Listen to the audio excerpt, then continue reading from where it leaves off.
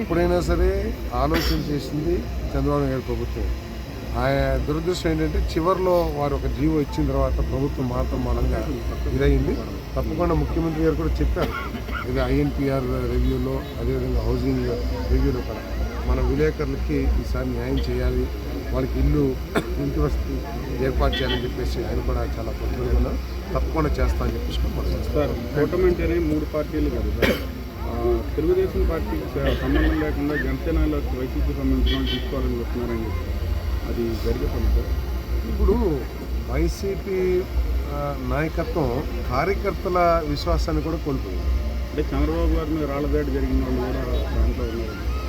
సరే, ఇప్పుడు చంద్రబాబు నాయుడు గారు పెద్ద మనసుతో ఆయన ముఖ్యమంత్రి మొట్టమొదటి రోజు చెప్పింది ఏంటంటే, మనం అభివృద్ధి మీద దృష్టి పెడదాం, వెంజెన్స్ పాలిటిక్స్ మనకొద్దు, ఏదో కక్షపూరితమైన రాజకీయాలు మనం చేయొద్దు, ఏదైనా వాళ్ళు తప్పులు చేస్తుంటే చట్టం తన పని తాను చేసుకుపోతుంది, తప్పకుండా వాళ్ళ మీద చర్యలు తీసుకుంటాం.